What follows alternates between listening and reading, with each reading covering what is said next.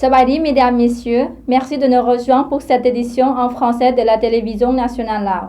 Commençons tout de suite par la rencontre entre les membres du gouvernement et de l'Assemblée nationale. La deuxième réunion entre le gouvernement de l'Assemblée nationale a été organisée au Centre national de conférence sous la coprésidence de M. Sonsai Siphandorn, Premier ministre, et M. Saisompon Pomvihan, président de l'Assemblée nationale, avec la participation des hauts fonctionnaires. Au cours de cette rencontre, les deux comités ont échangé des opinions sur les textes des documents du gouvernement qui seront soumis à la 6e session ordinaire de la 11e législature de l'Assemblée nationale. Ils ont également discuté de la réduction des difficultés économiques, des succès de la mise en application du plan de développement socio-économique et du plan budgétaire de l'État des 9 premiers mois de l'année et ont fixé le nouveau calendrier de travail pour le dernier trimestre de l'année et jusqu'en 2024. La Fédération Lao de tennis de table a organisé vendredi dernier une cérémonie pour célébrer le succès de la compétition World Table Tennis Youth Contender qui s'est déroulée à Vientiane du 20 au 23 septembre. La cérémonie s'est tenue à l'hôtel Landmark Mekong Riverside en présence du président du Comité national olympique du Laos et ministre de l'Éducation et des Sports, M. Phut Simalavong, du gouverneur de la province de Hua Phan, M. Khampeng Saisompeng, de la présidente de la fédération, Mme Sengduan Lachantaboon, d'autres hauts fonctionnaires et représentants des sociétés sponsors. Lors de la cérémonie, M. Phut a remis des certificats aux sponsors et autres organismes qui ont soutenu le tournoi et a déclaré que la fédération espère accueillir davantage de compétitions de niveau mondial à l'avenir.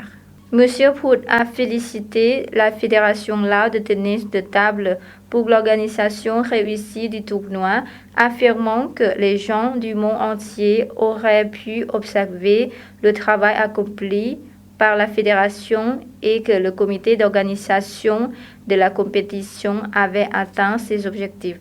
Il a également félicité les nombreux sponsors et organisations qui ont soutenu et accueilli l'événement, utilisant leur expérience pour garantir le succès du tournoi. Le tournoi régional a été une excellente occasion sur le Laos de nouer des relations avec d'autres pays et a servi à améliorer les compétences des responsables de la fédération ainsi qu'à promouvoir le Laos en tant que destination touristique. Le ministre a noté que l'équipe Lao de tennis de table jouait dans un esprit d'amitié et interagissait bien avec les équipes d'autres pays. La cérémonie d'ouverture du salon Méga Micro, Petites et Moyennes Entreprises a été organisée le 12 octobre au centre Germany dans l'arrondissement de Saisetha. L'ouverture s'est déroulée en présence du président du Front Lao d'édification nationale, M. Silavong Kutpaitoon, de M. Monsai Laomoisong, secrétaire du comité exécutif de la Jeune populaire révolutionnaire Lao, des responsables du ministère de l'Industrie et du Commerce et des représentants d'unités d'affaires. La foire se déroule jusqu'au 22 octobre pour faire la promotion des produits par les petites entreprises dans le but de stimuler le commerce et les produits au top de la capitale. Plus de 80 magasins ont y participé, exposant leurs produits d'artisanat, des gastronomies, des boissons, des produits agricoles, des médicaments traditionnels. Pour promouvoir les produits Lao ainsi que les produits industriels en produits, les organisateurs ont proposé de les vendre aux magasins modernes comme le magasin Corcomar, le magasin 7-Eleven, magasin des fruits Ban Ban et le magasin Mini Big C, etc. Les membres du parti, les fonctionnaires du ministère de l'Information, de la Culture et du Tourisme ont terminé une formation pour hausser leur niveau de connaissance de base en théorie politique et en gouvernance.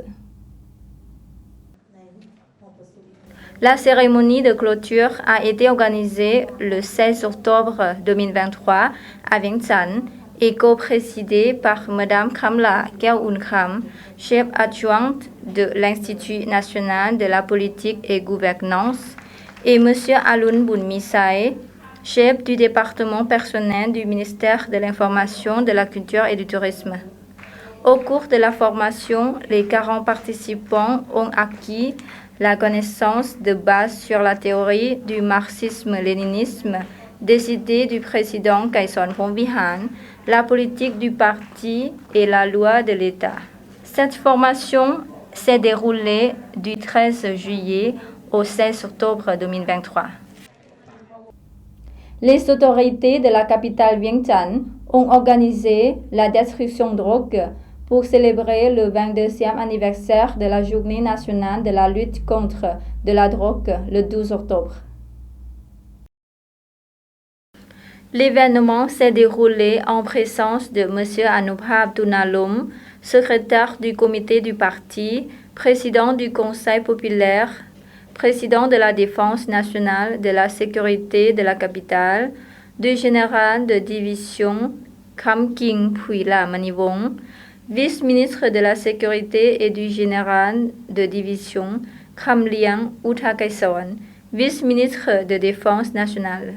Au cours de cet événement, les participants ont entendu le rapport sur le contrôle, la prévention et la répression des drogues liées à la mise en œuvre de l'agenda national. Au cours de l'année écoulée, les autorités de la sécurité de la capitale se sont concentrées sur la prévention et la résolution des problèmes de drogue, au cours de laquelle 1102 cas ont été traités et 1707 personnes arrêtées.